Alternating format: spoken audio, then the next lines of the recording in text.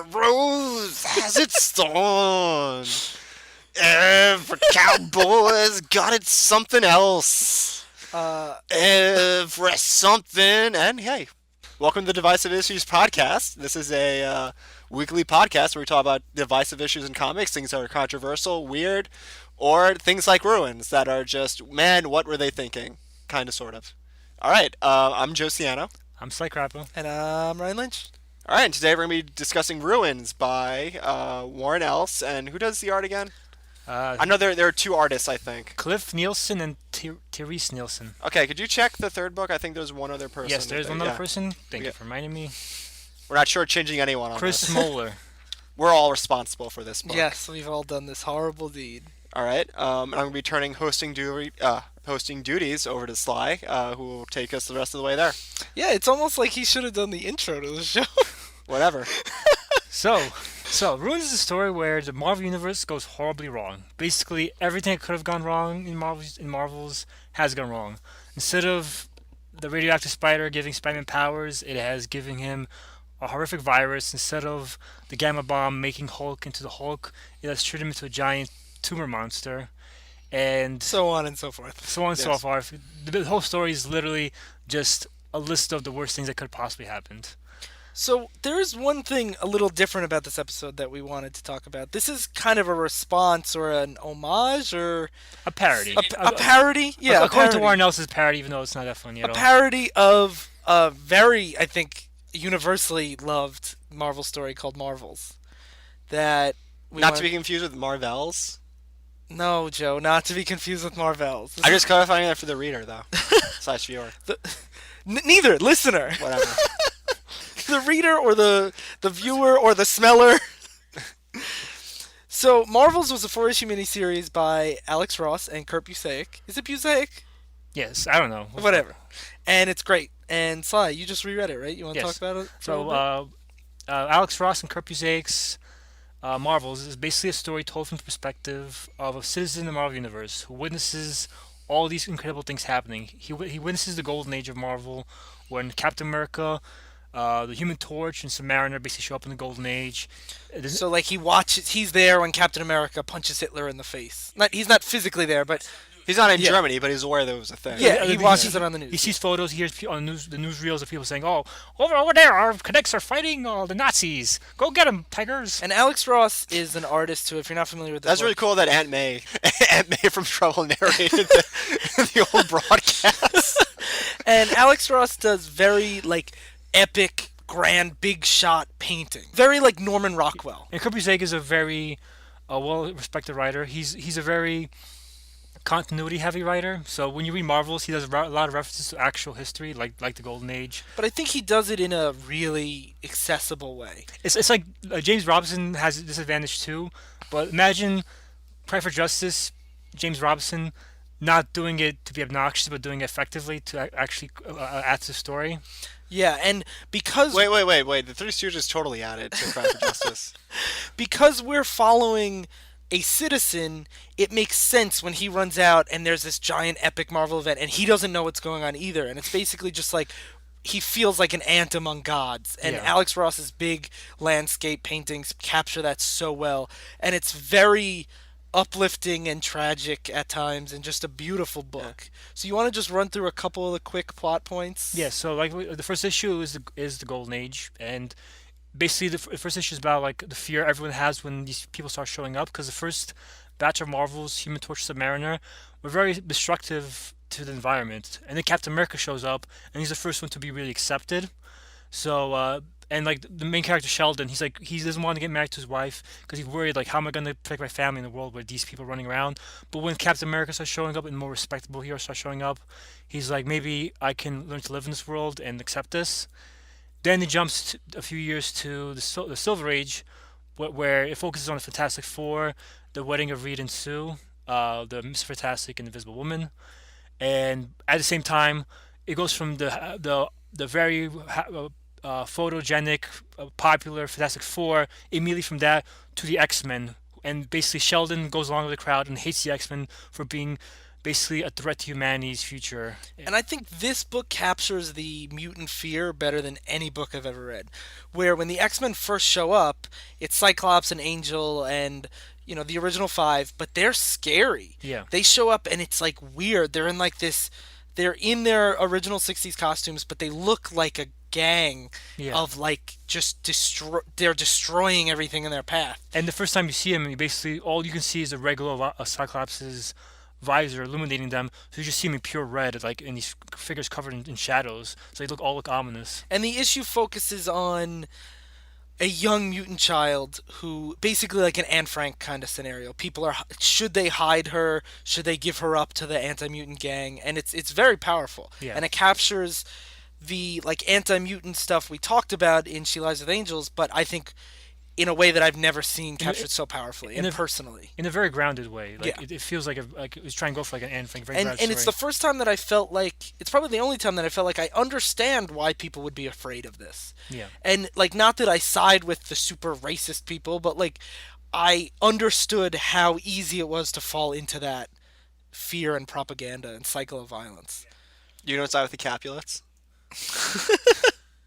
The third issue is about the first appearance of Galactus in the Marvel Universe. Who's a planet eater. He basically is a guy who eats planets. And when he first shows up, he has a herald called the Silver Surfer. And basically, before the Silver shows up, they have 4 signs of the apocalypse, and they have people doomsaying the apocalypse. So for when the Marvel Universe, they don't see this as this big villain coming down to Earth. They view this as the end of the world, because they see all the strange shit happening. They see this silver guy flying down, then they see a giant guy the size of a building land down too, and he's like, I'm going to eat your planet. And when I'm a big fan of the original Galactus story that this is referencing, but when that happened in Stan Lee and Jack Kirby's Fantastic Four in the 60s, it still was, like, it's still this grandiose sci-fi concept, but it's still, how are our superheroes gonna beat this big bad guy? And the way it's done in Marvel's is you really feel like maybe this is the rapture, maybe this is the coming of, God's wrath on Earth. This is something I actually wish comics did more often. I feel they don't do it often enough. Where you have these people who live fantastic lives, and what happens, and even people who have normal lives, their lives start getting more and more surreal over time. Like Spider-Man's life, he started out relatively normal, but then eventually he has clones run into his life. He has weird weddings. One of the supervillains tried to marry his aunt. Like all these comics, a lot of stuff starts happening. Yeah. But and there's very few stories where it's just about about real people from the outside watching these strange events unfolding. I always love seeing like how relatable superheroes can be in these crazy concepts, but sometimes it's really, really powerful to see objectively relatable people in these crazy situations. So you mean like more like Susan Everywoman from like Civil War? Done in a more subtle way, that's exactly what I mean. Like Frank Everyman from Fear Itself? I don't remember Fear Itself well enough to have any sort of... Well, we'll be doing that soon enough. So I'm sure we will. That book's pretty terrible. But and the last issue is about a more personal issue.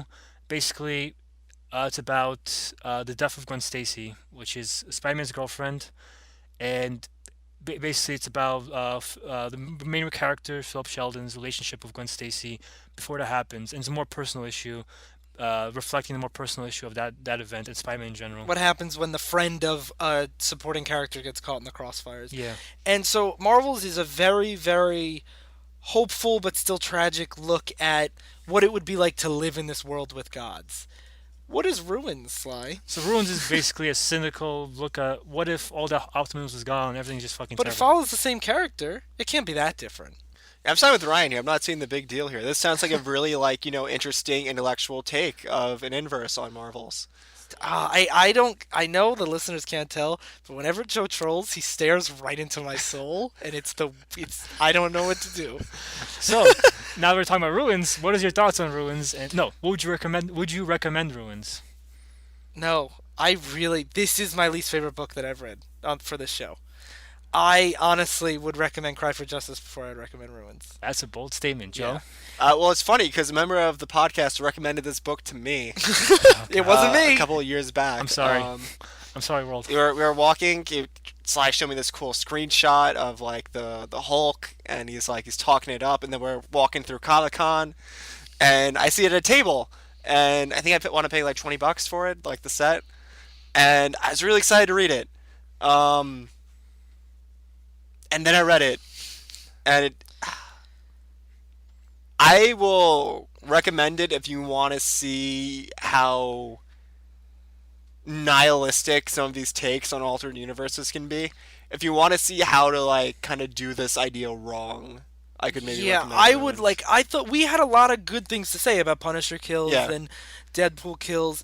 Those I felt still had merit and fun. Because like they say, Warren Ellis says it's a parody, but it doesn't feel funny. While at least Punisher and Deadpool had things that are clearly jokes. Yeah. Yeah. And Warren Ellis, I'm a huge Warren Ellis fan. I love Warren Ellis. This is also before Warren Ellis became the Warren Ellis we know today. Yeah. Yeah, but like his Planetary is to me one of the best books I've ever read. Yeah.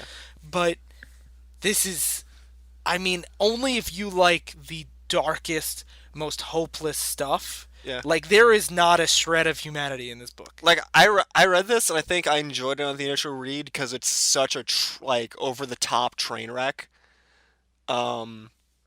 But I wouldn't go any further than that. So if you like over the top train wrecks, where I'll save some of my criticism for this later on in the story, but over the top like train wrecks where like does nothing really go right for anyone, except for one scene which is awkwardly placed in like issue 2. But we'll get to that. So Yeah, what it's about fine. you, Sly? You recommended this to us. I recommend it as a what the fuck is this? Like when I saw this, I did not believe this existed. Like So you which recommended this as... Sly knows my taste very well, in case Yeah. you haven't realized. So Sly recommended this as you were planting the seeds for our podcast 2 years later. this actually was part of the reason why we started this podcast, because I was thinking about this being our first episode This was originally going to be our first episode, yeah, but we wanted to build up to it. to build up to it a little bit more. They wanted to. I wanted to do this right away. Okay. So just a little bit of backstory on the book itself. It's 2 issues, not backstory, I guess more context. Well, go It's ahead. 2 issues, and it's in an imprint. So, Sly, imprints, Well, we discussed the Marvel Alternaverse. Alternaverse last week, and basically it's just a very limited imprint. I think it probably died out because this is right when Marvel was going bankrupt, so it probably died out. Just that'll do it. Yeah, that'll probably kill off your imprint. But only like 5 books were printed on it. We've done almost half of them so far, counting this. So it's one of the most limited imprints we'll ever see. I think even Epic, with Trouble, was more successful in this imprint. The book itself, the format is gorgeous, though. It's these 2, like, I guess they're exercise issues, right? Yeah. They're exercise issues. They have these covers that are, like, transparent. Yeah. So you have the title on the cover, and then I guess what would be considered the first page is all just art with no text on it. Yeah. Yeah. So it allows you to kind of have the title Yeah. page and the not title cover. And It's like a layered cover. and there's no ads, No. Nope. which was surprising because usually single issues are filled with ads. Well, these were $5 at the Yeah. time. Okay, and that was And what these- was the going price for comics at that time? It's probably, I think 175 was like in 1996, so that was probably Yeah, less, exactly. less- So this was at like more than double cost. yeah. Yeah. And it makes sense because just like Marvel, this is trying to replicate Marvel's style, and it's going for a very painted look and a very prestige format. And a comment just to talk about the artist a bit, Therese Nielsen. The thing is, the art is very painted, so I'm not sure if they were all doing it together because they don't really specify who does what. Yeah. Well, So- The art's very good, though. Yeah, no, the art's from what I gather, Therese Nielsen does the main art because she goes on to become a Magic the Gathering artist. Okay, and that she makes sense to She me. goes Dungeons and Dragons art. This is the only I see comic. this, yeah. This is the only comic she finished. I believe, and That's disappointing. yeah, which is disappointing, and also the fact that she hasn't finished the whole entire series. She has her husband at the time help her, and she has a new writer come in for the second half. New artist. Chris Moeller come in.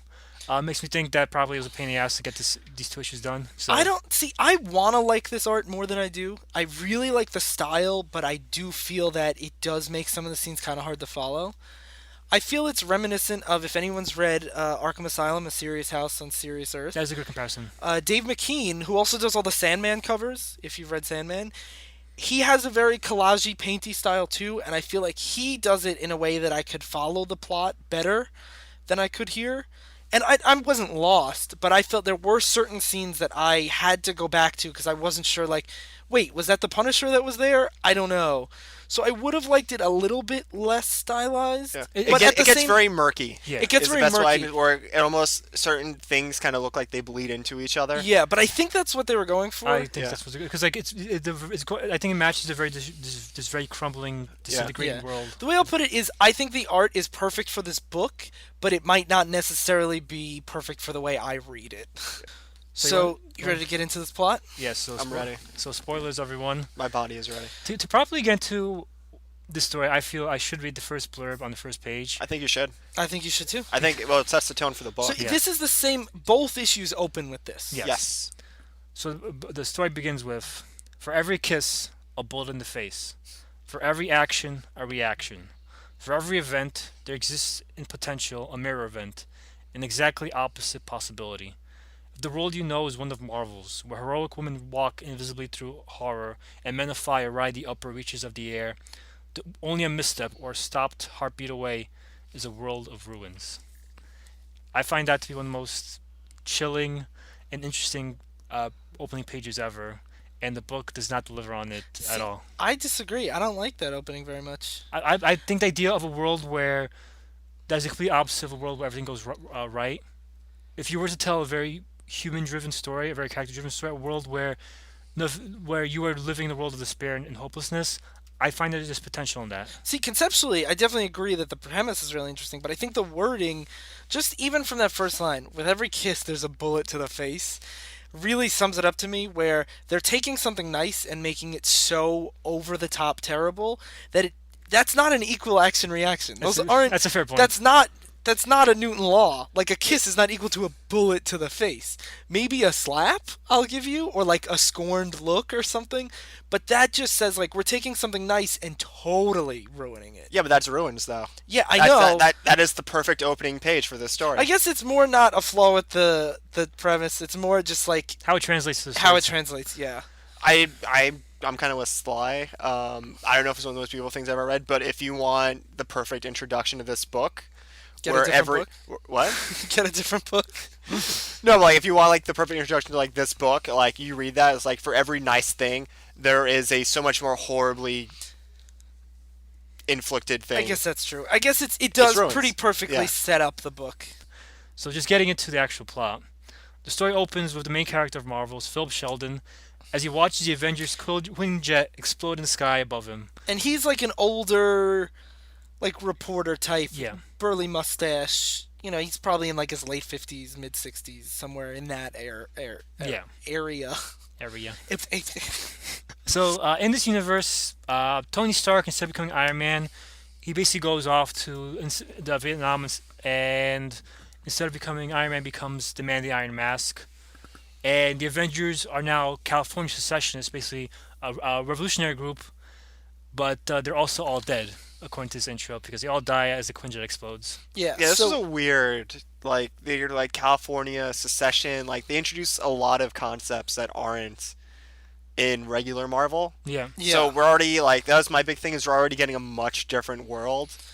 And I mean, this isn't like a huge thing. Like, it starts the book off, but I would have liked to have known more Yeah. it does. about, like, there's a California secession. Wait, what? Yeah. Like, yeah. That's the And it's thing already is- over by the time the story starts. Yeah. Yeah, that's the thing, is there's a lot of single paragraph or single line blurbs that are like, look how different this is, but there's no context to them. Yeah. And it's like, okay, California secessionist, is that a thing we're supposed to relate to something? That just seems like a totally out there concept that doesn't get fleshed out at all. Yeah. We mentioned that the story is 2 issues. One big problem with the story is I feel like it probably should have been longer 2 issues. Marvel's is 4 issues. I don't know why this story tackles so much with only 2 issues and expects to do it right. Yeah. But so Maybe the editors read it and were like, this is enough. maybe. So This Warren Ellis guy won't be back here ever again. Yeah. So basically, in this universe, Sheldon isn't trying to discover all these marvels and write about them, about how fantastic and potentially scary they are. This is basically Philip Sheldon quits his job at the Daily Bugle instead to find out why the world is the way it is. What we're wrong with this world. And So he basically sets out to write the same book he writes in Marvel. but like in the darker version. Yeah, of but he wants to document the rise of superheroes in this world. it. And more in this case, more the rise of the supernatural. Yeah, but same kind of Yeah. idea. So he's hunting down people that were touched by the supernatural, because he believes that they were on the. He keeps saying, "Oh, I believe we were on the cusp of something magical here, but something just went wrong. I just don't know what it is." They do really beat you over the head Yeah. with this. That's It's like like- this is a world where things go wrong. Yeah, it's not. It's like, again, interesting concept, but they're not subtle about it at all. Yeah. But and there's different scenes of showing different characters and their horrible fates.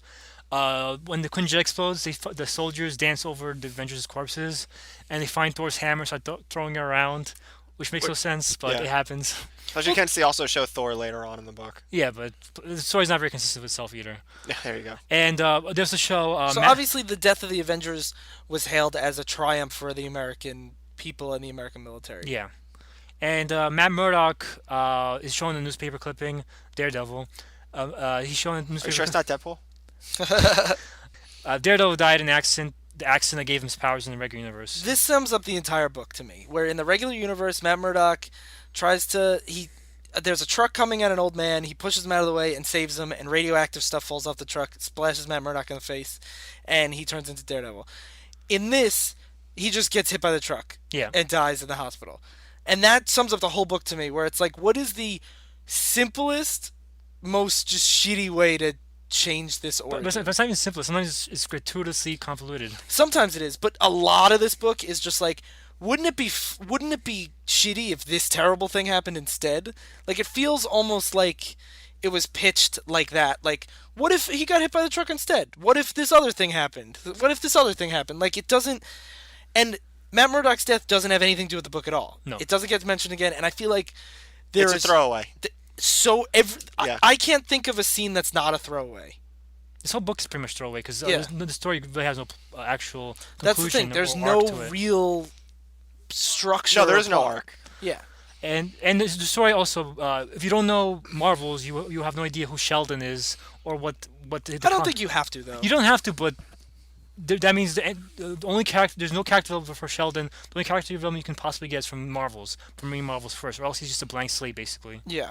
That's how I read it. Yeah, but like unless you read Marvels, you have no feelings for Sheldon either Nope, way. I did not. Yeah, Joe That is- hasn't read Marvels yet, so that's... In case you wonder why I was super quiet during that Marvel Yeah, discussion. so that's definitely, Joe will be a very nice touchstone Yeah. for when we compare it to Marvels. So Sheldon goes to a bar and Wolverine is there and he demands to give him a drink. And instead of having claws from the adamantium infusion project, Wolverine has a weird bone disease that's taking over his skin basically. Yeah. And the bartender's basically making fun of him, saying, "Look, show him your bone disease." Let's someone have a laugh at Wolverine, and Wolverine's like basically crying. He's like, show him your bones, Muty. Yeah. Like, yeah. And this is a consistent weird thing in the story. The story has actually a good framing device in that Sheldon is looking for the super people touched by supernatural and he's hunting them down. But instead of using that framing device to explain why he's meeting all these characters, they just have him run into characters by sheer coincidence. He runs into almost every single Marvel character in the story. No, he says to a lot of them, I emailed you Some of about them. writing the Yeah. book. Some of them, but then Wolverine, first example, he just runs into him in the bar Yeah. out of nowhere. Some of them are just chance, like Well, I really think chance encounters. what they're establishing in this world is there are so many supernatural characters, there's so many Marvels, that you can literally find them everywhere.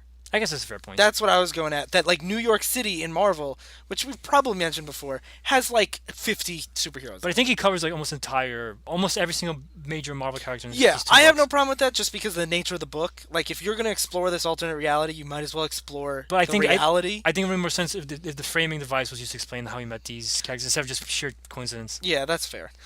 But so then there's just a page showing all the horrible fates of the different Marvel characters. Black Panther in this universe is a member of the actual Black Panthers. I would have loved to see that followed up more. That's really fascinating Yeah. to me. Hawkeye is getting executed at gunpoint. They don't tell you why. Yeah, and Scarlet Witch is at a government building and basically it turns out she gave up the Avengers for immunity, and she betrayed the entire team, and that's why he died in the Quinjet. So Sheldon, for his first interview in the story, he goes to visit the Kree reservation at a nuclear. So the Kree are aliens that invaded in the 60s Yeah. that the Fantastic Four fought off a bunch of If times. you've seen Guardians of the Galaxy, Oh, yeah. Yeah, if you see the big blue guy in Guardians of the Galaxy, that's the bad guy, Ronan the Accuser, Yeah. he is a Kree.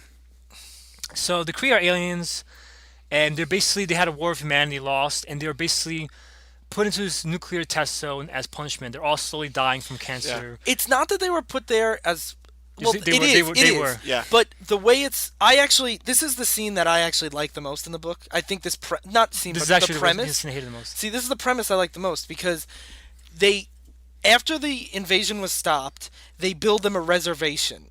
But as a big fuck you, they build on a nuclear test site. And I actually like the way Warren Ellis talks about how it's not officially there to punish them. It's just that's the land the government had available. But everyone knows they did it to punish them. And I think that's the only type of like kind of American politics satire that I really liked in this book, where it was like they set up a reservation in the most diseased land as like this is what you get for invading America, and I found that to be really interesting of a premise, personally. So the reason why the Kree ended up in this reservation is because they were having a war of Earth, and the invasion failed because as they were flying towards Earth to do a sneak attack, the Silver Surfer, which is a silver guy who's We talked about him in Marvel. Harold for Galactus, as they were flying past Earth, Silver Surfer was ripping open his lungs to try to breathe because as a silver alien creature he can't breathe. How did he get there? It's a fucking good question. He Because was on his way. The way I looked at it, it was like almost like he went crazy and like he. but why? being covered- Why right there? Yeah, and also like Because everything that could go wrong did go wrong. but presumably like Okay. Rather than go to Earth and like get his moral salvation, he goes crazy because he can't feel with the silver skin and he rips his body open. presumably he was a herald for a while at this point. Why did he go crazy now? Because he was so close to his salvation in a world where everything goes wrong. So it's not a universe where everything goes wrong. It's just Earth. I I mean, this it's is a universe, I but actually like took it the opposite way. Like this was to establish that there's no hope anywhere, not even in space. Like the way. no, I agree with that. I didn't mean Earth. I meant like this universe in general. But like this is like Silver Surfer's salvation is when he goes to Earth to meet the Fantastic Four. Yeah. And the fact that he goes crazy just at the brink of that hope, though. I just thought this was really like. For the record, I Kind gave of- this a much deeper intake than I ever did when I read this. That's very fair. That's a Yeah. really fair point, and I actually really like that a lot. But it's not established enough in the book where I felt like, oh, of course that happened because that's so coincidental. I only just thought that up because you guys brought up like why here. But And I was that's like, yeah. really that's I think Really Maybe we've clever. read this wrong. We've all read this book wrong. but I think Joe is brilliantly ascribing a reason to when a reason doesn't exist. I actually like the explanation a lot, but I don't know if that's what Warren Ellis intended. fansplaining. Yeah. So basically, Silver Surfer ripped his lungs out, and that because of the cosmic energy that was released from the Silver Surfer as he did that, the humans basically spotted the aliens and nuked them to fucking hell, and somehow they survived long enough to crash onto Earth. And They said like less than 10% of them crashed. wound up Yeah. surviving. They had a big Yeah. invasion force that I can understand. They said there was 30 of them.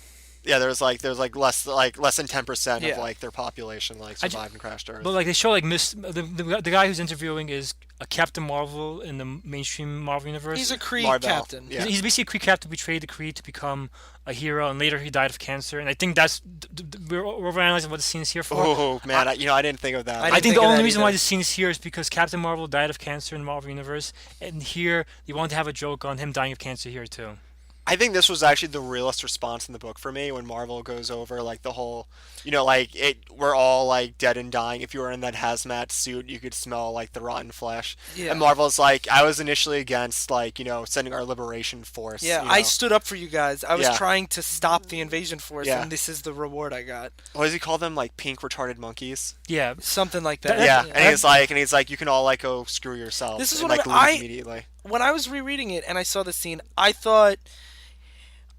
Well, when I read it the first time, I thought it would be more like this, where more like these horrible things happen, but here's a character kind of breaking it down into its emotional core, and I think Yeah. this is the only time we see this. I agree. I think Ruin is kind of not needed more scenes like this because we're going to see cancer a lot more as this book goes But on. like more of But someone. more of yeah. like this horrible thing went wrong and here's how people were actually affected. Yeah, let's Yeah. frame it in the context of this world that we're exploring. This awful universe. Because I don't want to see like, oh, what if the Kree invasion got nuked? I want to see what would happen if that happened.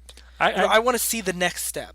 I actually find this is my least favorite scene in the whole book, just because I find this whole thing just stretches plausibility. Like the Silver Surfer's killing himself right on Earth as the Kree were coming in, the humans were able to nuke them to orbit. They put him on nuclear test site. It just this whole thing. This is the thing that irked you the most. Yes, it does because like it just It does establish a set of coincidences that is really ridiculous. And I know why they did it. They did this for the same reason why Deadpool killed off the entire Thanos, the entire Marvel cosmos in one page to basically establish there's no hope anywhere on this world. But I think that could have been done way more effective with seeing the show later on. Later on the show, Galactus' flying corpse in space and just says God is dead. And I think less is more, and if they just showed that page and cut out this entire scene, it would have been way more chilling, way more effective, because it'll be up to your imagination what the fuck is going on in space that you have that corpse flying out there. See, I disagree. Yeah. I like that they frame it. I like that they frame it, and I like because it foreshows the horror of not just the heroes but also the people. That the people are like, here's what we're gonna do to like our prisoners of war. Essentially, we're gonna give them cancer forever on the most awful place we can put them. I just don't see how humans can beat the Kree. Especially since they say it's like a split second where they were revealed, and then they nuke them to hell. Well, they also mention, like, I think he also goes into it where he's like, this is the one time in your entire history you all banded together. Yeah, it stretches the hell out of us. It stretches. Also, they should the Avengers lose the Kree Skull war every time. The Marvel universe beats the Kree all the time. Yeah, but that's what they do this all the time. Superheroes. Like that's not what the Marvel. First of all. We also don't get the context of how we don't get this world. Yeah.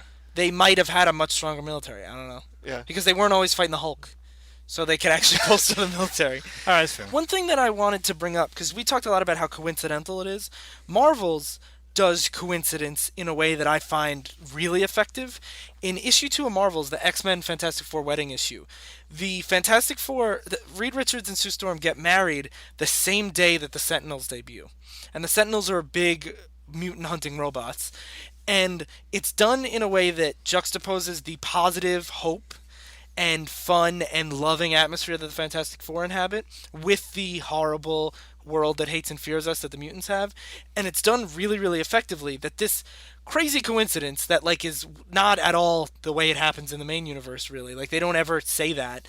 But it does it in a way that it shows that while the mainstream superheroes were the happiest days of their lives, the underground X-Men were having what is the beginning of the worst thing that happens to them. But I find that juxtaposition of coincidence really powerful and purposeful, where in this, I find it so stretching. I don't even find that to be a coincidence because the fact that two events on two opposite sides of the city can happen the same day. But I mean, like, more not so much coincidental as more like squishing the timeline to have things happen at the same time. That's different than having him run into Wolverine in a bar and then like running into Mystique. Oh no, I am. That's what I'm saying. I'm saying it's different. That I feel like he's trying to channel that lots of events happening simultaneously or really close together. But simultaneously to Philip Sheldon, not to the city, because in Marvel's these things happen to the city at the same relatively same. Yeah, that's why I'm saying I think it's done.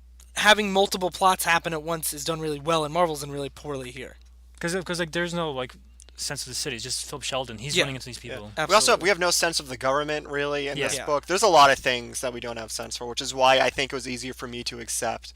All right, the world banded together and blew the crap out of the There's Kree. so much left unsaid about the world that why wouldn't they be able to be? Yeah. So getting into the government, Professor X is now the president of United States and United States. United X. What the fuck am I saying? United President States. X. United President States X. and called President X. And it's one of many things not fully explored because I guess it suggests that Professor X is using his telepathy to gain power in this universe, but it doesn't really go into that much. Like all you do is get a one-page discussing. They it. bring it up later. But yeah, doesn't he relocate the White House does, to the X Mansion? Which is important because apparently Washington D.C. is involved into a shit show, and Go figure. And basically the White House has moved to New York. And basically Philip goes to the Washington to meet Nick Fury. And to clarify, Nick Fury is not exactly Nick Fury is in the movie. Here he was alive during World War II and fought alongside Captain America. But aside from that, he's basically the same character, yes. But and so basically Philip Sheldon meets Nick Fury, and Nick Fury beats the shit out of him because he's paranoid that his World War II friendship with Captain America might connect him to the Avengers. And he's like, I'm not one of the secessionists. Don't link me to them. So he's being the shit out of Philip. My hands are clean. Yeah. I'm just a real government boy. Yeah, and Nick Fury's clearly unhinged. Like he takes out a gun, aims at Sheldon's head, and so shoots a dog. And I thought it was a raccoon or a possum. it's hard to tell the art, but Go with dog. That sounds much more crazy. But Nick reveals that Captain America introduced him to cannibalism during World War II. Which is not... What? And Yeah. I feel like this is one example of, because later on they explain like the causeless universe, and this is one of the things that contradicts the causal universe, because it suggests this world is very terrible to begin with. Yeah, no, I'm glad with. Yeah, that's a very good point. Yeah. Also, when he said America introduced me to cannibalism, I thought he meant the government. No, it's But Captain now that America. you say Captain Captain America, that America, makes yeah. way more sense. Yeah. And so then, another coincidence, Jean Grey's a prostitute shows up. Jean Grey from the X-Men. Yeah. Phoenix. Yeah. Marvel she- Girl. And she's wearing her Marvel Girl costume, which is like a With the go-go boots. She has like a the very green dress go-go boots. very like, 60s costume. groovy costume. And she's soliciting them for sex. And If I was a prostitute and I saw a gruff, eye-patched guy waving a gun around killing dogs, I Yeah. would not be like, he's a guy I could get. Yes. He's a guy who has $20. Yeah. this is where the story starts developing some comedic elements, mostly because of the absurdity of the coincidences, the amount of gratuitous violence. But in I the feel story. like it's not played for laughs at all. I agree, it's not, but like when you're looking at it, this is so absurd. Like I can't help but laugh, at least for me. No, that's what on first read I really kind of like when I said I enjoyed this book. Just I think Sly said it best. The absurdity of this book is at the maximum that for guess. something that I've ever read. Yeah. But so, like Ryan says, this guy's wearing a gun and he's like trying to shoot people, and she's like, "Come on, hey big boy, let's go have some fun." I'm gonna do you better than anyone ever has, or whatever. Yeah, and and Nick Fury says, "How old are you?" And she says, "As old as you need," which is lovely. Yeah, that's nice. And Nick Fury seems to be offended by being solicited by an underage girl, and just shoots her in the head, which is like, the proper way to deal with that situation. And then he says it's time for a nap and shoots himself. I had to make that part up. That's a line in the book. Yep. And but he does say, if you write this book, keep my hands clean, and then kills himself. But he says it's time for a nap. Yeah. Bang. Yeah. It's just okay. Goodbye. And Philip Sheldon doesn't react to this at all. Like when I say he's a blank slate, he really is a blank slate. He's like, whatever. Like, yeah, fucking dead girl, dead guy, whatever. Well, I assume this world is so terrible that he's writing about it. You can He's assume just that- like this is the norm. you can assume that, but he doesn't even like comment on it really. Like he's just like whatever. Just like, That's when I feel like this book is made up of non sequiturs that make no sense. Like, Yeah. okay, I guess these characters are dead now, whatever. yeah. So then Philip Sheldon goes to Chicago to meet Rick Jones, and to clarify, who Rick Jones is when the Hulk He became was the the Hulk. Marvel Universe's sidekick. Yeah, but to clarify his origin, basically when the Hulk became the Hulk, Bruce Banner was doing a nuclear testing over the Gannon bomb on a nuclear test site, and there was a boy ran out on the radioactive test site as a dare to his friends, and Bruce Banner went out to stop push the kid out of the way, but the nuclear tests still went on even though Bruce Banner tried to stop So it. he pushed Rick into a ditch, saving his life, and in turn turning into a Hulk. Yeah, the radiation hit him instead of the kid, and turned him into Hulk. I bring that up because in this world we see the inverse of what happened there. Sheldon goes to find Rick Jones, and he's with his wife Marlo, and they're both basically druggies. And Rick's abusive. Yeah, They mention that a lot. Yeah, and Rick Jones tells the same origin story I just mentioned, but in this version, instead of turning into the Hulk, Bruce Banner just erupts into massive tumors, and Yeah, he kind of like this big green, like amorphous blob. Like there's no real shape to him anymore. If anyone's played I Have No Mouth and I Must Scream, it's the big blob you turn into if you lose. it's a very body horror, and the Yeah. art on this page is very effective. Yeah. But this was the first page I ever saw of Ruins that Sly sent me. yeah, it's And I was like, man, I gotta buy this story. This looks great. Same, but I was like, man, I wish I had kept it at that. But Hulk, so basically, the CIA basically brings Banner in, who's still alive, and they basically call him the Hulk, and he's just a massive tumors, Yeah. being forced to keep living. Yeah, and, it's like mockingly they call him the Hulk. like, you but know? like it's not even like Warren Ellis basically comes up with like the worst possible way to make these characters live. Like you couldn't even just kill off Banner. This one I actually liked because this is kind of what almost should happen. But like, If you're struck, actually, I tell you, if you're struck with that much gamma radiation, you should die. I was gonna say Like, so- almost. Basically, yeah. Warren Ellis, everything that is almost like it should happen, is almost like it should happen. Except Warren Ellis is like, how can I make this worse? Yeah. Well, he wants to do. I think he wants to do like the opposite. This is where I was looking at it because he wants to do the opposite of the Hulk. Otherwise, Instead of the everyone's- strongest one there is, Yeah. he's just a mess that can't because even move. otherwise we're just gonna have like a book of Matt Murdock's where like kid gets doused in chemicals and dies. But that would make more Yeah. sense. Like if, That would make more sense. But I okay for this. I want to know how the Teenage Mutant Ninja Turtles were affected, because in their canon, after the radiation hits Matt Murdock, it splashes into the sewer and turns the Teenage Mutant Ninja Turtles into them. Yeah, and just to go back to the Kree scene, this is probably my least favorite scene in the book, because where I thought the Kree scene, there was a lot of tact, there was a clear point to that scene. This is just Rick Jones being like, I'm gonna beat you up, like, you shut up, bitch, or like, he's yelling at his wife, like, for like terribly threatening to beat her. He's just super violent, and whereas I thought the Kree scene had shock value for actual value, as to see like what this world is really like, this is just mean and mean-spirited and belligerent. And I found that too many times when they do these, like, what's this character like, it was just like this. But and also Sheldon doesn't react to the wife beating at all. He's just like whatever, and he just leaves the house. I that now that you mention it, now that I think there's so many times that I've seen like movies where something changes in the past, and it's like, oh, but now the guy is hitting this lady and is really mean. Like that happens. It happens in Back to the Future too, for Christ's sake. Rick Jones also has cancer. He's cancer person number 3. Yeah, there's a lot of cancer in the story.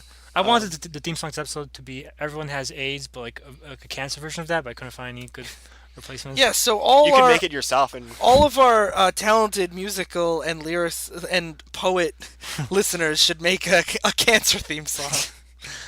So Sheldon steps out of the Rick Jones's house and basically lets Rick Jones beat his wife. But to be fair, he is dying, and he's like coughing up a lung. And he's thinking to himself like he wants to tell us. Sheldon's also established around the Sheldon is also dying. The funny thing is, he doesn't have cancer. The only character doesn't have cancer in the story. He has something else. Who's actively dying. Which we'll get into later on. Yeah. It's revealed at like the very, very end. Yeah. So, but in the at this final scene, of the first issue, he begs God not to let him die until he tells everyone what happens to his world. And another absurd coincidence happens. As he's going out stumbling and coughing, he stumbles over the Punisher's corpse, who's just dead in the street. Yeah, this is what I meant when I was like, there's times that I'm like, oh, I guess this is happening now. And I couldn't really follow it in the art. That's all it is? He just walks out and trips over his dead body? Yep, the Punisher's just dead. Okay. So that my question, would you prefer to have the Punisher just being there dead, or would you like something more like the Galactus reveal? This is to both of you, right? I don't get why it's here at all. I don't mind. It's not like they're killing everybody. You could not have a character if you don't want to show anything about them. I don't mind the Punisher. I don't mind the Punisher being dead. It makes sense because in a world like this, a guy who goes out trying to shoot criminals will probably get shot himself. I just find it weird that Sheldon goes to Chicago, and Chicago of all places, the Punisher steps out of Rick Jones' apartment and runs into the Punisher's corpse. It's really weird. Yep. Like this could Welcome be to this book. Like, it would make more sense, like, if this was actually a well-developed story. Philip Sheldon hears a report of a guy in the Punisher suit down the street getting shot up, and he goes to see the body, and they say what happened to him, something like that. Or, like, don't have it at all. It's not like I'm picking up Ruins because I want to see what the Punisher does in it. That's fair. So, the end of the first book was called Men on Fire, and that ends Men on Fire. That's really weird, because Men on Fire should really be the second book. And is there anyone on fire in this whole book? Well, nope. To be fair, the story talks about men on fire as in these godlike Adonis men, and I don't know why it breaks them up. The book 2 actually has men on fire. Yeah. But does have also, it's called Woman in Flight, and does have Woman in Flight. To be fair. How about that? I guess so. So Woman in Flight opens up with a woman in flight, Valkyrie, which is a Thor character, with the same narration from issue 1. Every kiss is like getting shot in the dick or whatever. That's exactly just like that, Ryan. And this is actually a weird page because this is the only implication that anything magical or anything out there really still exists in this world. Yeah. But you can also look at it as Valkyrie is a character who brings people to their final resting place, so it could be viewed as a chilling thing in that respect too. That's true, but they don't mention that. I totally forgot that was a thing Valkyrie does. Yeah. Yeah, but I feel like, in Ruins Valkyrie would be like, like doing her horse or something. But she's not, which is the weird thing. That is the weird part. That's the weird part, is that like she's just Valkyrie. Yeah. To our knowledge, she could be like secretly like the worst person. Yeah, how come in the she world, doesn't have like leukemia or something? And so basically, as rare misstep for Warren Ellis in Ruins is this character looks not the worst. So, as Valkyrie is flying by, Philip Sheldon's in the plane witnessing her, and he's like, "Oh my god, what the fuck is that? Holy fucking shit, what the fuck?" And he turns to the woman next to him, who coincidentally is Mystique, and Mystique's face, it melts. I think this scene is so disgusting. The art is so nauseating. Like, her face literally melts. Yeah. And then basically, it turns out that... There's a lot of disgusting art in But this book. is especially because it's so zoomed in. Yeah. So it turns out Mystique had multiple personalities disorder in this world, and she forgot her meds, and that made her face melt because she couldn't shift into a bunch of people at once. Which makes me wonder, why did that ever happen before if that was a risk of her not taking her meds? I'm sure she had to have this issue before she took Man, her she had meds. really good meds. I mean, that's a cool concept of having Mystique develop multiple personalities. But her 'cause she's face melts like shapeshifter. 5 seconds after she... Yeah, it's really weird. And also, like, why is she sitting next to him on the plane? Yeah. That is so crazy coincidental. And speaking of crazy coincidental... Well, actually, this one's not coincidental. So the next scene is... So come up with a better segue if it's not crazy coincidental. Shit. Speaking of a shitty book, Alright, so it's not coincidental because the plane was landing where Philip Sheldon wanted to, and it's a big political event. But Magneto happens to be at this political event too, along with Sheldon. And then a Secret Service agent bumps into Magneto, and in this universe, pushes him out of the way. he pushes him out of the way. And in this universe, Magneto can't control his magnetism. He's basically just a big human magnet, and he has a device to control his magnetism. And the Secret Service, by pushing into him, just shatters the device, and everything magnet just starts flying at Magneto and starts slowly crushing him. Yep. Okay, this I found really weird because he has enough magnetic power to make a plane crash into him, to rip out Philip's fillings, and to instantly kill the guy next to him, but he still takes pictures of him with his camera. Is his camera like made out of wood or something? There's a lot of plot holes in this story. But like, if it's enough to rip the fillings out of his mouth, and he's just like, I'm still snapping away. That's a good point. Fuck. So now, are you ready for the best scene of the book? No. But so next scene is Philip Sheldon goes to a prison, and he meets the Kingpin there, who is the prison warden. And this prison is where the X-Men are being held. Woo! X-Men. You know, it's ironic that the X-Men are doing so well, because normally they're doing so poorly in a great universe. Now it's a bad universe, and they're like top of their game. So they're top of the game because they're all in these cells. Cyclops has eyes gouged out after he killed his family in this universe. Yeah. And he's blinded. Kitty Pryde... Well, no, but Cyclops also begs to see the president. He does. That's actually important. It is important, but... Which is funny, because he can't see him. Yes, yeah. But Kitty Pryde was tried to phase through a wall, and that has half her intestines missing. Mm-hmm. Nightcrawler is just like an animal biting his own tail. Yeah, that happens, you know. And Quicksilver has arms and legs cut off. Yep. And Kingpin's basically just beating the shit out of them, like he's enjoying his, like, this is the best fucking job I ever had. Yeah. Better than New York. And Sheldon asks, like, why are they asking for the president? And Kingpin's basically like, well, the president puts him here, he visits sometimes. Usually he's just quiet and he just stares at them, but sometimes, what does he do, Sly?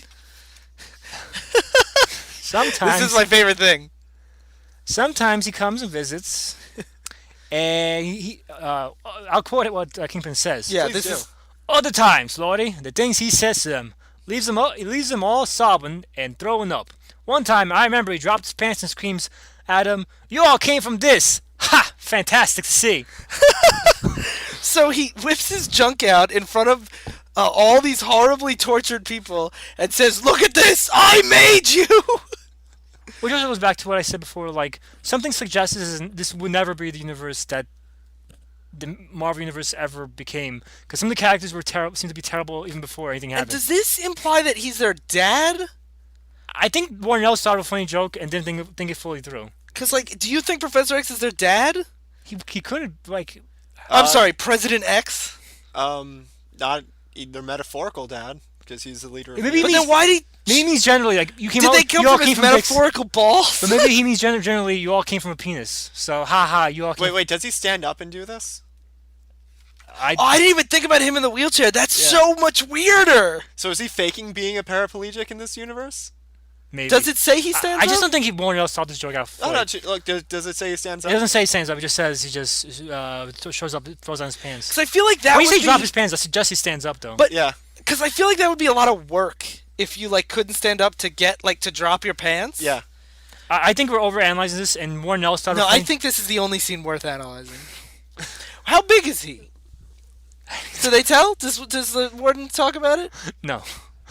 I'm sure. If he's showing it off, he's probably got to want something to show off. I bet. Yeah, this is another scene where it's just like The joke. I think the joke. it- The joke came before the actual plot. it's just like this is over the top and gratuitous for being over the top and gratuitous sake.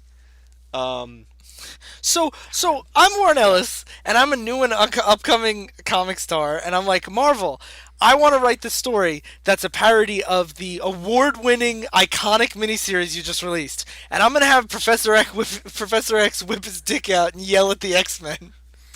Well, to be Sold. I guess so. And this whole scene's weird because Sheldon just doesn't even remember how he got here, and Kingpin's like, the only reason we're letting you see all this is because we know you're dying, which is weird. He says the president told me to show you everything to grant a dying man's wish, but you can't have any hard evidence. They let him keep his camera, so they let him keep his camera. Just say He's not allowed to take his camera into the. no, he brings the Yeah. camera into him, and then they take it away from him afterwards. Okay. So what's the point of letting him take pictures?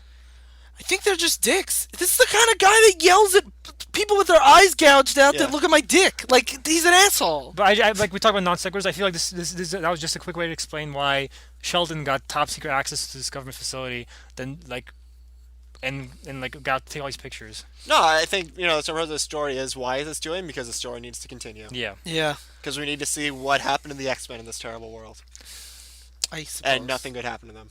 I'm sorry, Professor X is president. I guess he's doing okay. And Angel. wheels him around apparently. Yeah.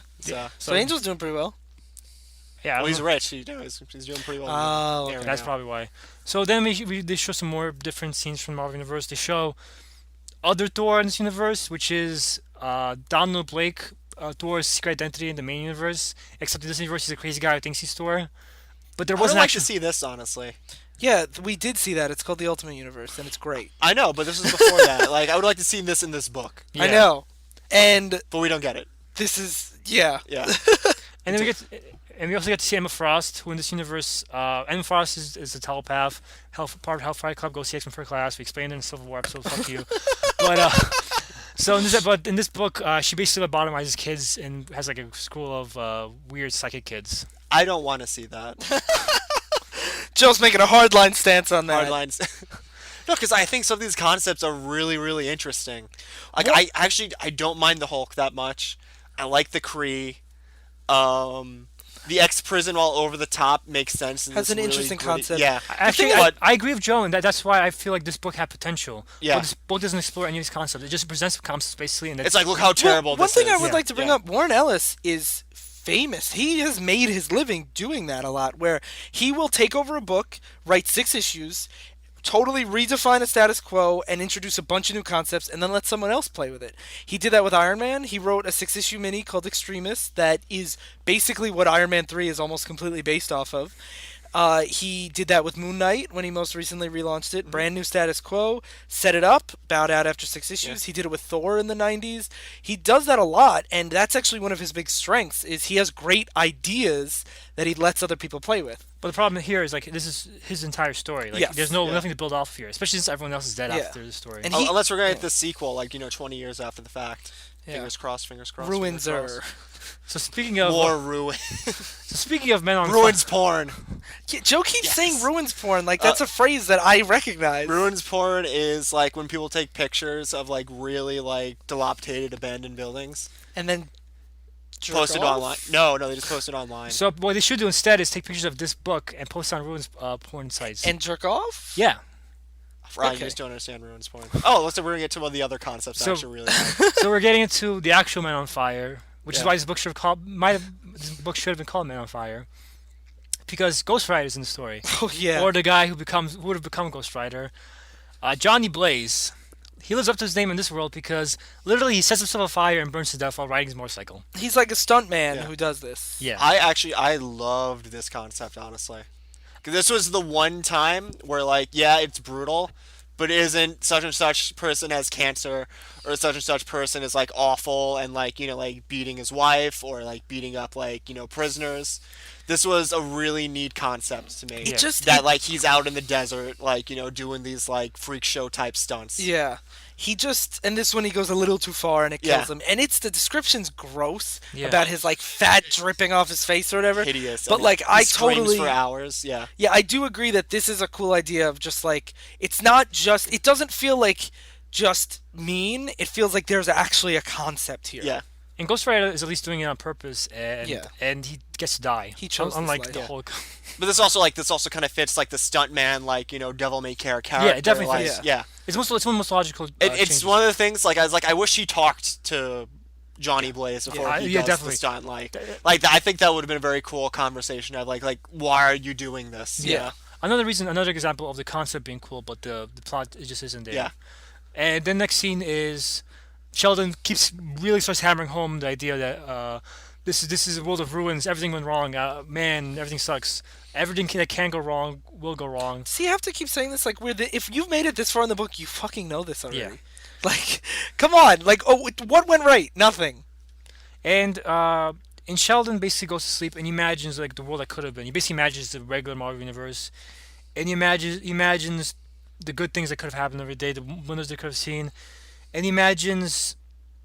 He basically wants to write about this world and show it to President X, and President X will basically look at this world and cry at the sight of it and want to make the world into that.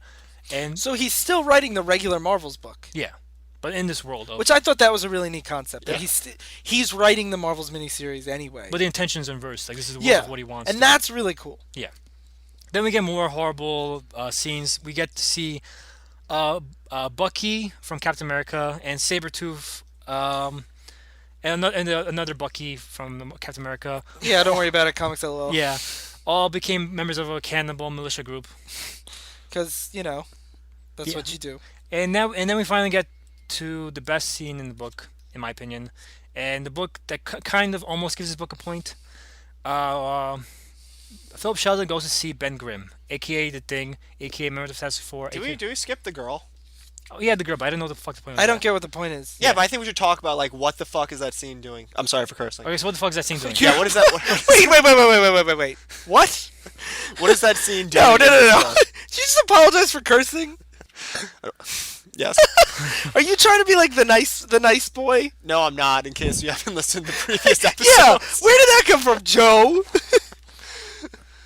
Yeah, like there's a scene in this book where like Sheldon's like I'm at like this pond and stuff because that's where apparently all good things happen. CRA. All good things? One good thing. CRA. She Lies with Angels episode. Ponds apparently good things happen. Oh, yeah. Like suicides. And he's like, it's weird because like, what does he do? He's there like thinking, and this little girl comes up. He's like, "Do you want to come eat with me and my mommy?" Yeah, and she gives him a flower. And She gives him a flower, and it's like, and then I went, and then he goes to their picnic, and I'm Eat like, wait, sandwiches with him. yeah, I'm like, why is this here? Yeah. Is it to show that regular people aren't shitty in this universe? It's just the mutants? Well, And the not Punisher the still mutants. exists though. It's But just- it's not just the music. They show like the bartender's a piece of shit. That's They show the true. people, the Washington DC are pieces So of shit. why do Yeah. you think Rick this scene Jones is is, here? I don't know, and that's why I kind of want to talk about it. But like, 'Cause I don't know I what to don't- say about it. Yeah.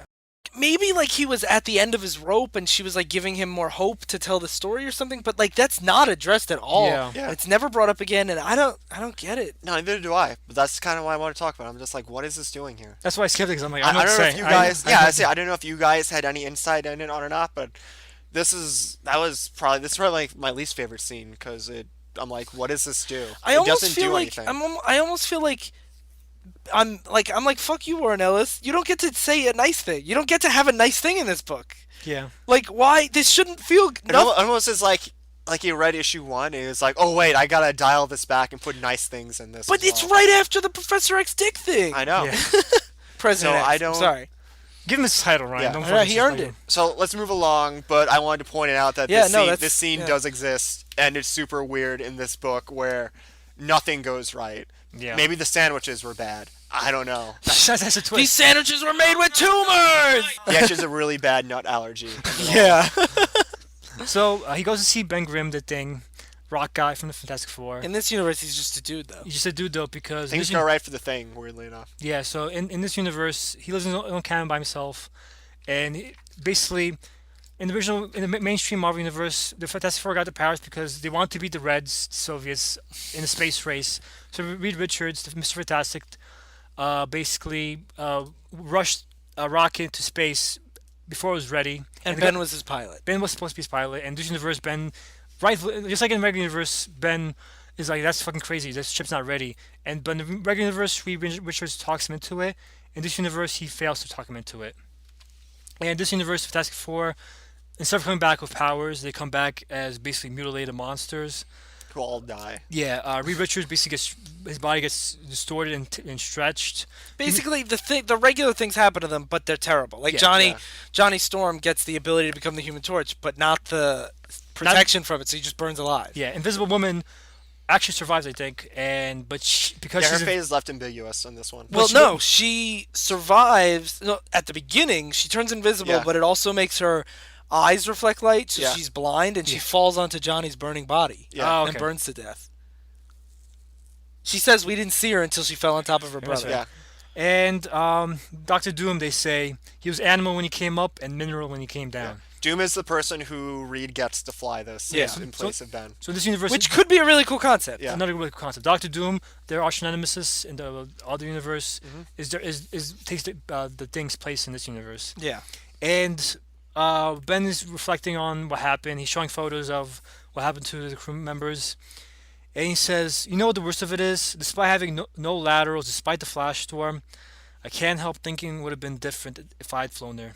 Can't help it. So this would be a cool reveal and concept if we didn't see Golden Age stuff being terrible and like all this because the Fantastic Four were the first Marvel book, really. The first one to be part of the Marvel Age, the Silver Age. Of the 70s. But they did have stuff before, like Captain America, the Submariner, the original Human This started Torch. like the Age of Spider-Man, the Age of Avengers. So if they left it that way, then like where they didn't mention Captain America or that stuff, like that would have made a lot more sense. Yeah. Or even kept the Golden Age the same, not like Captain America was a cannibal. Yeah. That would have made sense. But here it's like, but wait, what about like Golden Age stuff? The Golden Age stuff. Yeah, which exactly. is also terrible. Yeah. What about the stuff that predates this? It's such a shame. I like that that Sheldon finds someone who thinks the same way that he does. Yeah. Like maybe this could have been something else. But the thing is, given the context of the book, instead of it feeling like the big reveal of where things went wrong, it feels like another shitty thing that happened. Yeah. It's a shame because I feel like this scene comes from the alternate reality where this is actually a good book.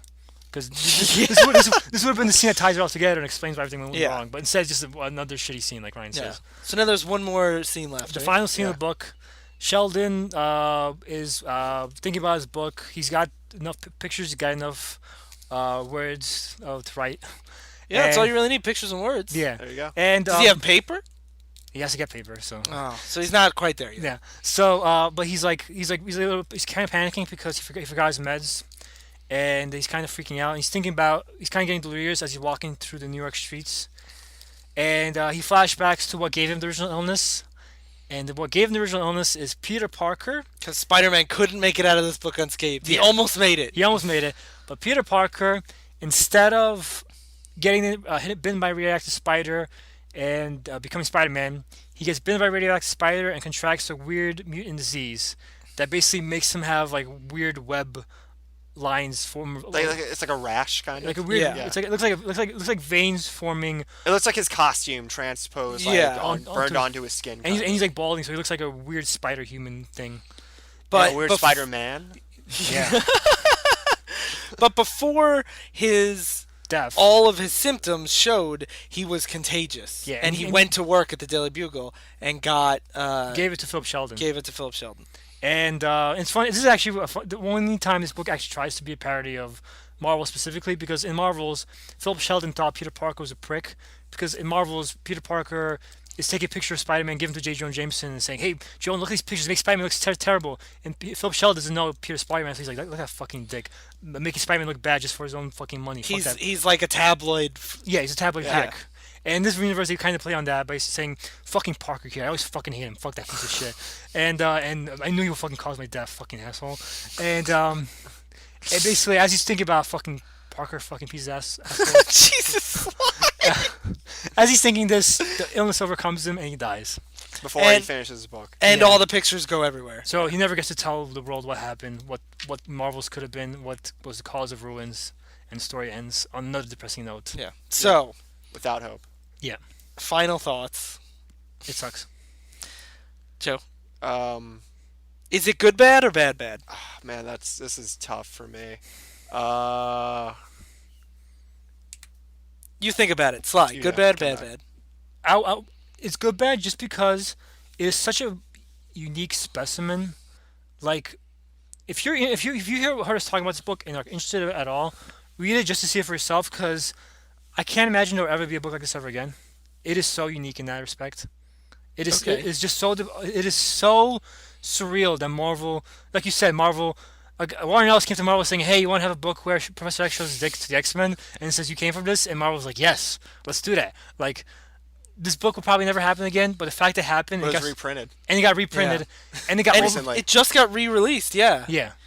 It did get re-released in a Marvel's companion book. Yeah. It wasn't like it got its own standalone release. But they reprinted it though. Yeah, they did. I think it's bad. Quality-wise, I do think it's bad, but I do think it's worth reading just to see how bad it can be. I don't think it's worth reading because it's just like, I just was like mad and sad the whole time. Like, I got nothing out of it. Like, and I wasn't sad because like characters were dying. I was just like, I just want this to end. I hate this. And I usually love Warren Ellis. But you have to feel mad and sad. Well, sometimes. Yeah, but I would rather get that from a better book that makes me feel those things genuinely. I agree. But it's such a weird book. I can't say don't read this, because if you are interested in it, read it just to satisfy your curiosity. Okay. Yeah. So I'm going to side with Sly on this one, where I think the intrigue and the shooting and missing of it kind of warrants like a read where I don't think there will ever be another Ruins, so to speak.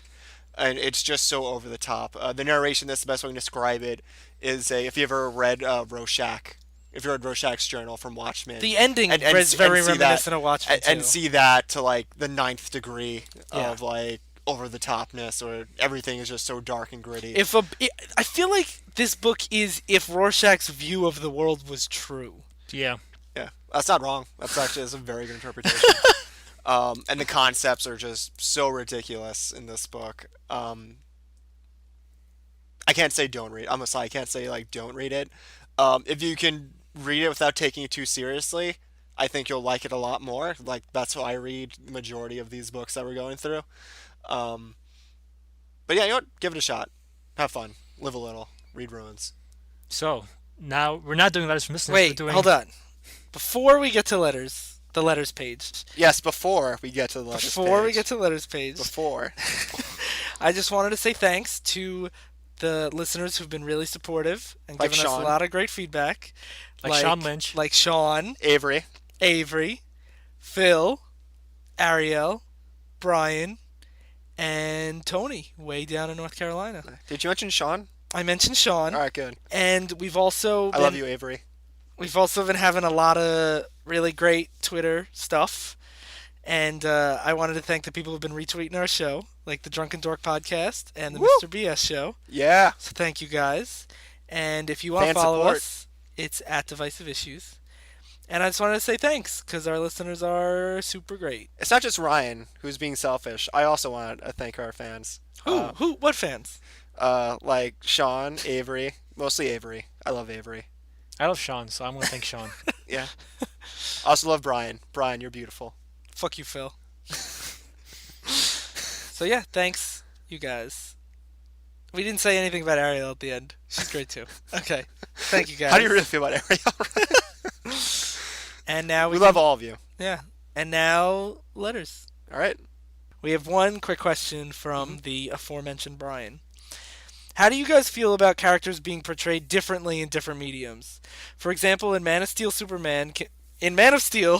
way to use a comma, Brian. In Man of Steel, Superman can be seen as a completely different character than what some have come to expect from the it's a bird, it's a plane comic character. Yeah. So we talked about this a lot last episode, but I want to go into a little bit more detail about different medium at the same time, because we talked about different portrayals of like when they do adaptations years later and stuff. But what about different portrayals in like simultaneously? Because we DC does a lot where they say this movie's coming out, the TV shows can't use the character. We don't want it to Yeah. be confusing. How do you feel about that? In the case of DC, I don't think it's the best use of their characters. I think the audience can tell. Like, the audience can accept that the TV show is different from the movie and that these are two different cinematic universes. Um, so in that case, I don't necessarily think it's done the best. But I think people can distinguish, like, when a character is when a character in the comics is not necessarily the character that's up on the screen. And I like it when different mediums play with different characters. I think different mediums are really the time to experiment with characters. Like, I don't ever want to see a direct adaptation of a comic story to an alternate medium. Yeah, I definitely agree that I think when mediums do it differently, Yeah, I think it's a lot more interesting because I like when changes Yeah. are there. I think it should keep the spirit of the character in. I agree with that. I think for the Control. most part, especially if you're trying, like, for especially the movies, for instance, Yeah. if you're trying to sell this cinematic universe and also maybe boost the sales of your comics, it's nice to have them align. Because he mentioned Man of Steel in Yeah. particular, and we're going to go into a lot more detail about Man of Steel when we talk about Batman versus Superman. Yes. Batman v Superman: Dawn of Justice. Sorry, Thank Joe. you. Good. But a court case. so we're going to save a lot of that specific stuff for that. But I like when they take liberties, but I think it has to keep the core there, and I personally feel Man of Steel misses it. But we'll get into that detail. No, I think for big multimedia properties where, like, you're trying to sell Superman to a large audience, Yeah. you should understand what makes the character work. Yeah. But in that case, it also kind of like takes not. I'll bring this back to Ruins, where we have an alternate take of these characters, and they have their own little sandbox, and it's just a story where things are very different, and I like that too. Yeah. But I think for things like the movies, like the TV shows, you should know what you're selling. Yeah, I think like a show like Arrow Yeah. has a lot of liberties taken with characters. Like Oliver Queen is so different. Very different, yeah. But it's done in a way that I think works better for that medium Yeah. than it would in comics. And I think they do such a good job with it that actually, honestly, if you're telling a good story, do it. That's where I think, like, try to keep it in line enough so that people can jump from one to the other. Yeah. Like, another example I want to bring up, and then I'm going to get to Sly, because I'm sure he has something to say. But I think The Walking Dead does it really well. Where The Walking Dead takes a lot of different liberties and changes a lot of characters than they do from the comic. But I think they do it in a way that keeps the spirit alive. And if having read so much of the comic, when I watch the show, I don't know what's about to happen. Yeah. I have an idea, but then they play with it, and it's exciting for me, where if it was note for note, it would be kind of boring. I would Yeah. know what's going to happen, and I think this way, if you're a fan of the show, you could jump into the books and see the characters you love, but doing different Differently, things. Yeah. What about you, Sly? I don't mind different interpretations of characters, and a lot of my favorite interpretations, they fix mistakes I felt the comics made. But the only thing is, I feel like the adaptation should never feel like they're ashamed of what the books are. And I feel like Man of Steel's example of a book that's ashamed of Superman as he is and wanted to make him into something he's not. And that's why I wasn't a big fan of the Ultimate Universe in a lot of ways, because I felt like the Avengers in that portrayal were trying to be something they're not, and that's why I was glad when they made the Marvel films. They took a lot of the modernization concepts of them from the Ultimate Universe, but kept their personality the same as in the mainstream Marvel Universe, and I think that's how you do it. You can change all the details, as long as the character feels like the same character, I'm fine with it.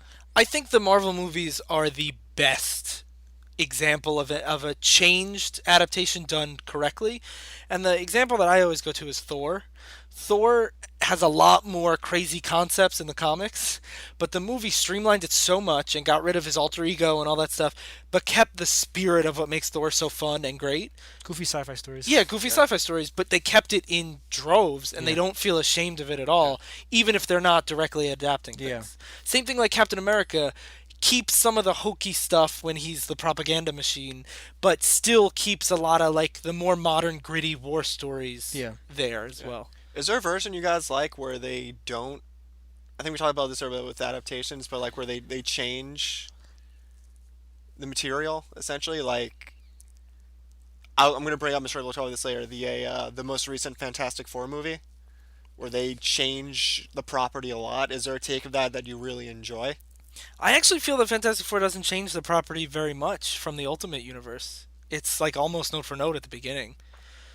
But I also meant like in Spirit, like they In play Spirit, Spirit's very different. The Human Torch Yeah. is African American. Like they changes like that, like where they play with the property a lot. this is a controversial opinion that I have, but I don't love the Christopher Nolan Batman movies as much as most people, but I think the Nolan Batman movies are really great films. I think they change the characters a lot and do a lot of different things with the world that aren't in the comics at all. They go for a very different take, but I think they're done to great success. I just think that I think they're fantastic films and not the best Batman films. But I think that that's a way where they can change things and work with it in a way that has mass appeal Yeah. and is still a great story. Yeah. I don't think I'm not going to doubt the plotting and the overall world that Nolan sets up. I think he does a great job at changing a lot of stuff. Yeah. Pretty completely in a way that I still find engaging and enjoyable. Yeah. Mine was the we talked about it, the show Arrow when it initially starts out is not the most comic faithful take on the character. I think as the New 52 has gone on, I mean, you've read more of it. Has the comic become more in line with the show? Do you The think? comic has become a lot more in line with the show. Yeah. Yeah. So, but at the time, it wasn't really a take of Green Arrow that fans might be familiar with. And I totally get why the hardcore Green Arrow fan would not be a fan of the show at the start. But I thought it told such a very good story, and we've kind of seen Oliver Queen become more like a comic book Oliver Queen Yeah, as it's well. it's getting there eventually. Yeah, but- which is almost when you get to the end of season 1, you understand the point that they were trying to do Yeah. at the start of the season. So they change a lot, but at the end of the day, if the story's great and I'm emotionally invested in it, that's fine. Yeah. You know, it's as I worry that someone's going to see a movie and then go pick up a comic and the things that they liked about the movie will be nowhere to be seen and will be like, "Oh, this isn't for me. I'll just stick to the movies." Yeah. Sly, do you have one? My favorite X-Men cartoon is probably the least accurate X-Men cartoon, which is why the reason people hate it, and that's X-Men Evolution. And X-Men Evolution turns a lot of the X-Men into teenagers, and I actually prefer the dynamic of a lot of characters in that story. For one example, they made Wolverine to an older tutor type, and they made Cyclops and Jean Grey into teenagers, and that eliminated the entire Wolverine, Jean Grey, Scott Summers love triangle, and it made the story so much better not to have that bogging down the plot and those characters' arcs so much. Yeah, and even if you're not a fan, that is a huge part of their Yeah. whole Yeah. relationships for decades. And I felt the negative part, like I felt it dragged them down to constantly always be will they, won't they, for 40 fucking years or whatever. Yeah. And just fucking get over it. Like, go dump Cyclops, Jean Grey if you don't like him. Just fucking end it. But either way, the fact that and I felt a lot of the changes in that show were for the better. Like a lot of the characters that didn't have personality, like Avalanche, were given personalities. And Avalanche was a standout for me when I watched that show. Yeah. He was one of favorites. yeah, like and the Toad was great in that, better than the book Toad at the time. Toad has become better now, but in the comics for Yeah. like since the 60s onwards, he was a joke. But then recently, because of the movies, he's become more of a actual character. And X-Men Evolution was one of the first examples of that. And and I feel like that in general for the show, they just make characters a lot better in some respects. No, We- Sly's, that's a great pick because Yeah. that's also my favorite Mastermind. Yeah, mine too. That's could be not probably second favorite Apocalypse, only next to the X-Men show, Yeah. the '90s. And the Jean Grey Scott,